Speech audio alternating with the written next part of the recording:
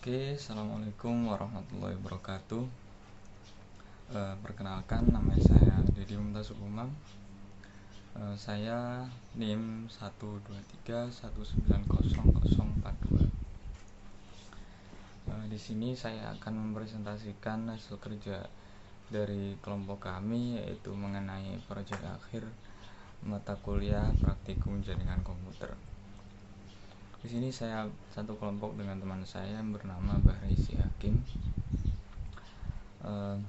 Proyek akhir kami berjudul jaringan untuk instansi pendidikan. Jadi nanti di dalam sana kita membuat suatu jaringan, di mana di dalamnya nanti kita bagi menjadi 6 jaringan atau ada 6 ruangan. Yaitu ada 4 buah lab komputer dan 1 perpustakaan serta sebuah lab seni.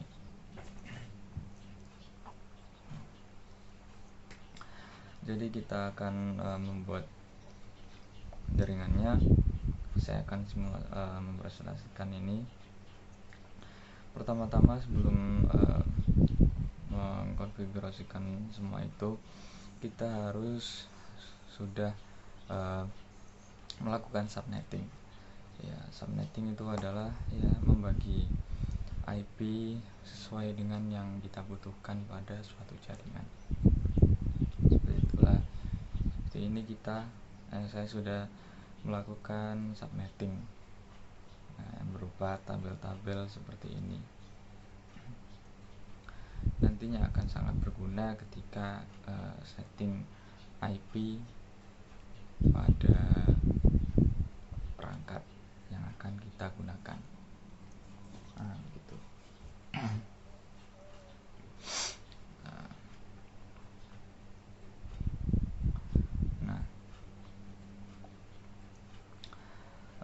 Subnetting itu sangat penting, karena itu kita harus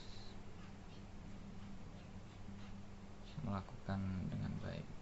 Oke, setelah subnetting kita langsung masuk ke sini. Ini adalah topologi jaringan kami, kelompok kami, yaitu seperti ini. Sebelumnya kita harus menyiapkan perangkatnya terlebih dahulu, yaitu end device dulu, komputer. Kemudian di sini perpus sama lab seni kita tambahkan smartphone juga laptop yang menggunakan merupakan perangkat nirkabel atau wireless. Setelah bisa siapkan komputer atau ini perangkat end device-nya, kita siapkan switch. Kenapa kok switch? Karena kita nanti akan menggunakan metode jaringannya itu menggunakan VLAN ya. Jadi kita pasti membutuhkan switch. Nah, untuk nirkabelnya kita butuh access point, yang namanya access point ya. Kita menggunakan 3 access point, 2 di perpus, 1 di lab seni. Begitu.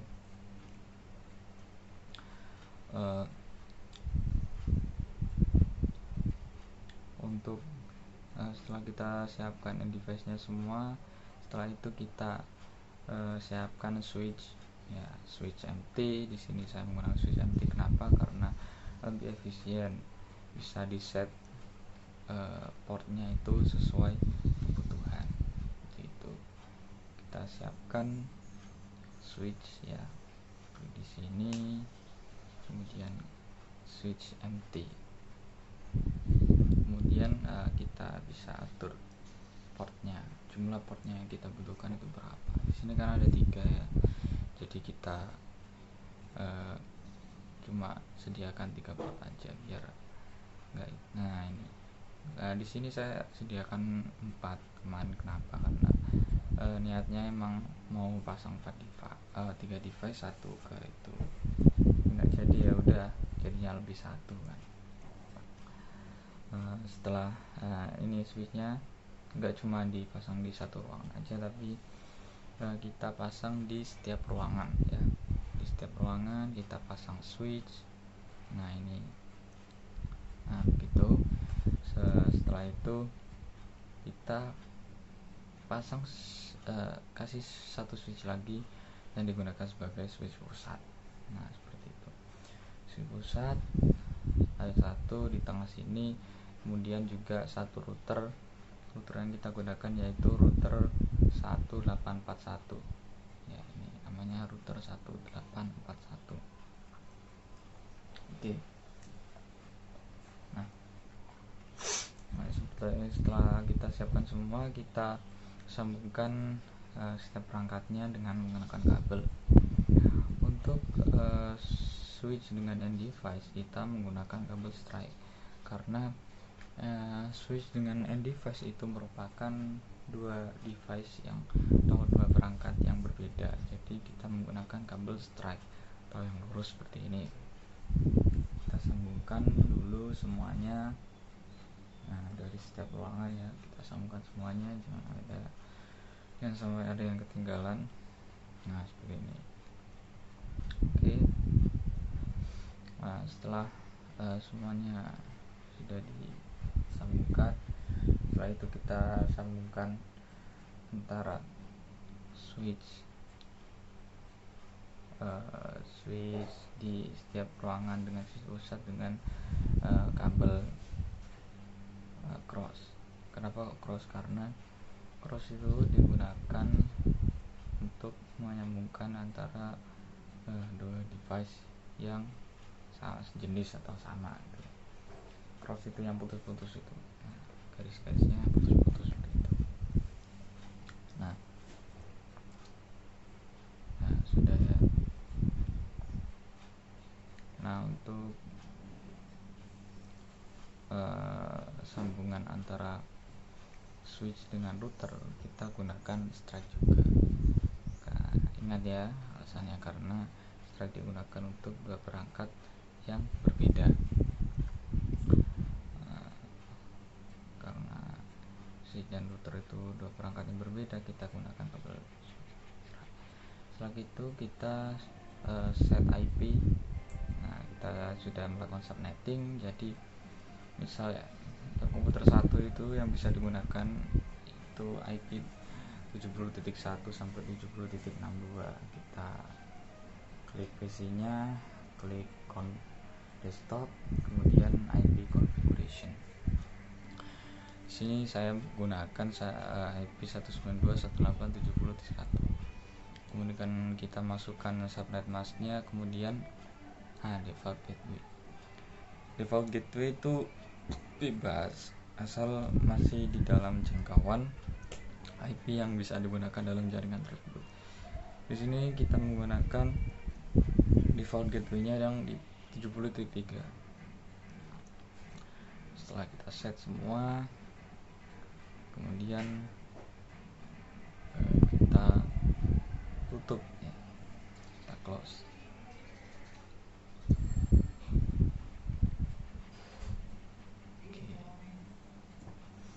Nah untuk PC yang satunya juga sama, klik itu kita menggunakan IP 73.2. Untuk subnet mask default gateway itu sama seperti tadi, sama ya. Oke. Setelah itu kita set untuk end device yang lain juga seperti itu, sama caranya ya. Ingat harus sesuai dengan yang tersedia, IP yang tersedia di jaringan tersebut gitu.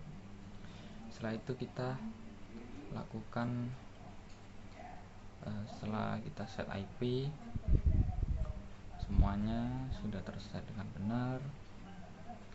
Jika dirasa sudah benar, kita melakukan setting VLAN, yaitu pada switch.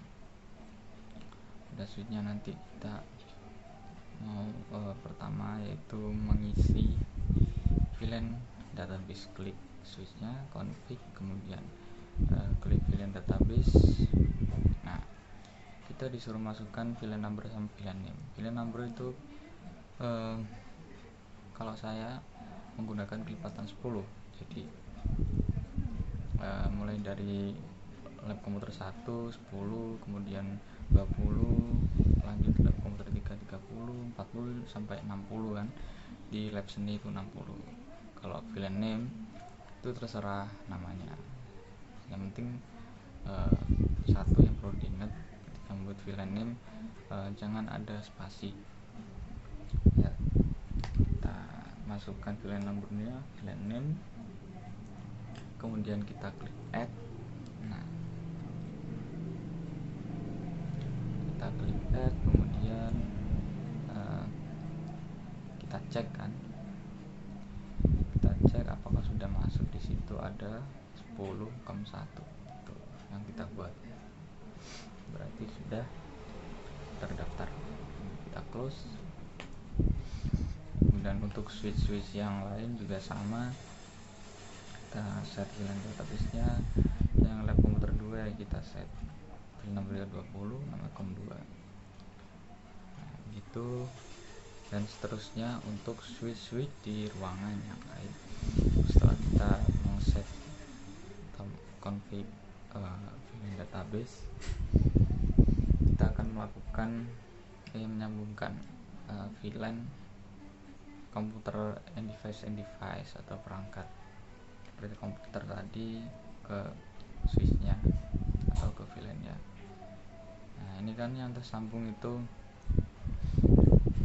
kita lihat ya, kabel 1 FA11 sama FA21. Kita set akses, kemudian VLAN-nya kita centang sesuai yang didaftarkan tadi kan 10,1, yaitu ada di centang. Ya. Oke. Kalau sudah, kita pindah ke FA21, kemudian sama kita set akses, VLAN-nya yang didaftarkan tadi 10,1 centang. Sudah, di situ di close. Kita close, kemudian untuk yang selanjutnya juga sama, itu di FA11 sama FA21. Proses 1 akses, kemudian VLAN-nya, karena di sini yang VLAN mendaftarkan kan 20,2, ya udah itu aja. Terusnya untuk yang ruangan lain juga sama seperti itu ya, hasilnya sama. Kemudian nah ini setelah semuanya di set seperti tadi, untuk tahap selanjutnya yaitu kita set VLAN atau kabel switch yang terhubung dengan switch pusat. Nah kalau di sini kan FA31 kita set dengan VLAN terang. Caranya sama, cuma bedanya yang tadi akses ini yang dipilih adalah terang, kemudian untuk VLAN-nya yang dipilih hanya 10,1, yang lainnya jangan dicentang. Kemudian ya yang lainnya juga ada yang dicentang. Udah, kemudian di close. Untuk switch yang lain juga sama halnya seperti itu, di set lagi sesuai dengan VLAN yang didaftarkan pada jaringan tersebut. Nah untuk config switch pusat sama juga, kita menggunakan VLAN terang. Nah, oh iya, jangan lupa set daftarkan VLAN database-nya tadi. Karena terdaftar di semua jaringan, maka ya dari VLAN 10 sampai 60 itu harus dimasukkan dalam VLAN database switch pusat. Nah, mulai dari 10, 20 sampai 60 lab seni itu didaftarkan di switch pusat semua.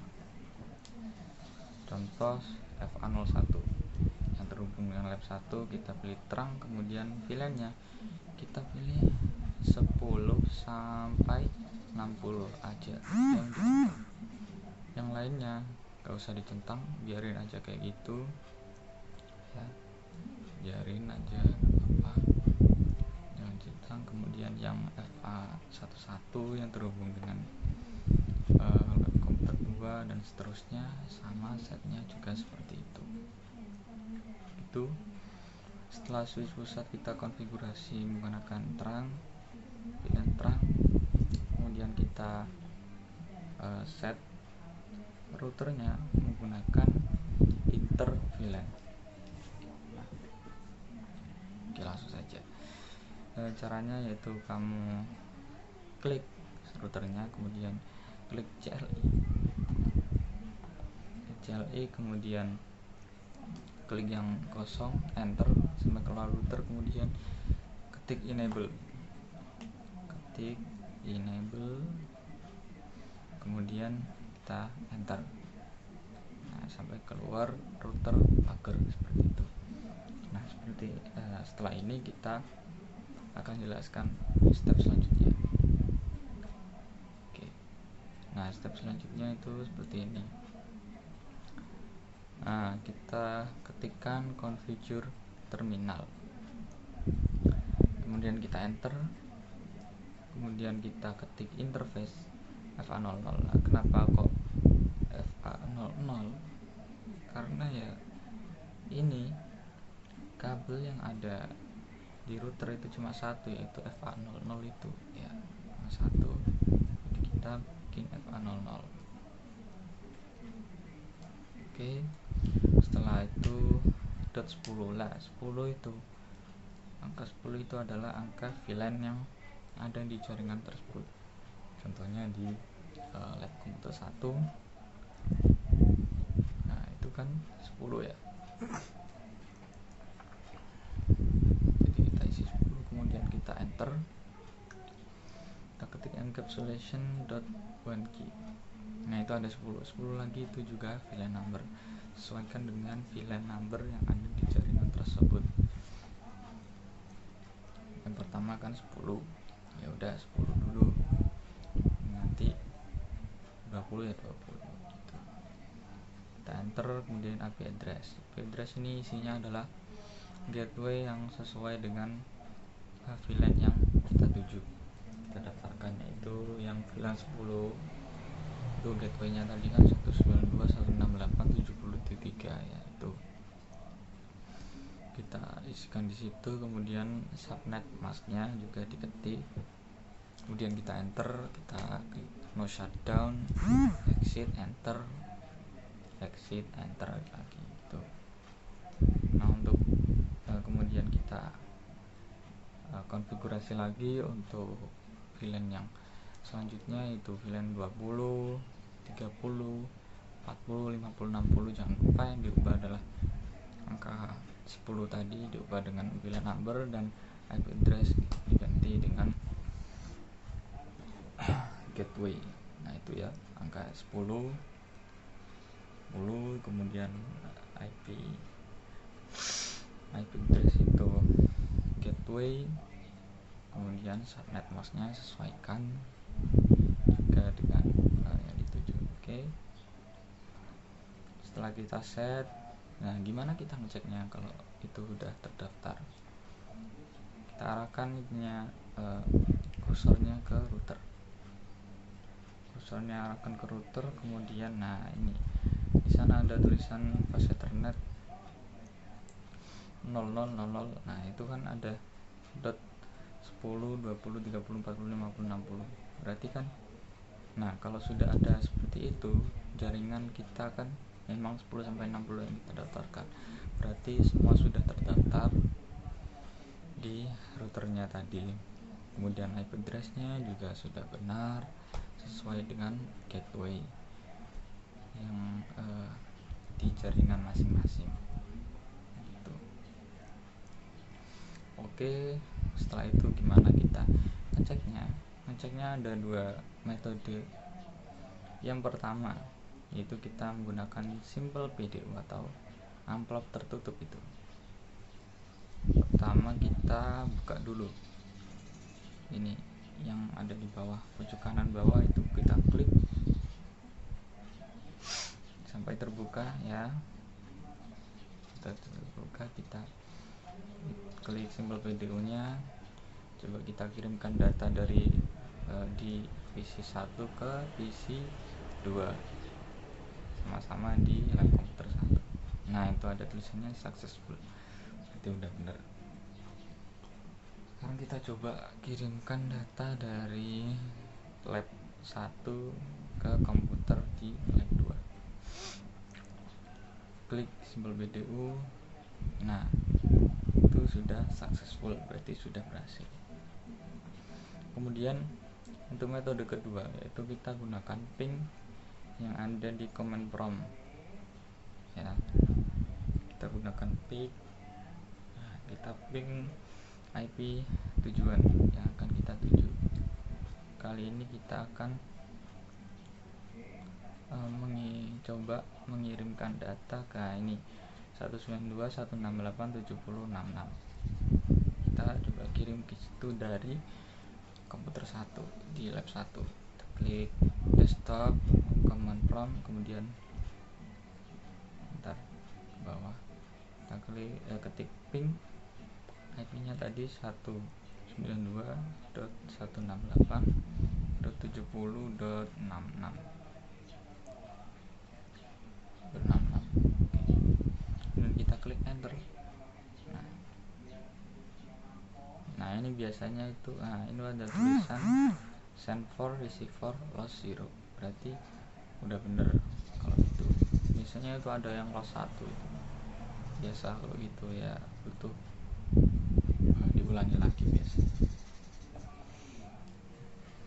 Nah sekarang kita coba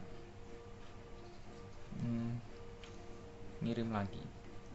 Kita coba tukar data lagi ke yang lainnya, ke komputer yang di bawah ya, di lab 4. Nah ini 192.168.70.194. Oke, kita kirim dari komputer lab 1, kita ping IP nya tadi, kita ketik ping 192.168.70.194. Oke, kita klik enter.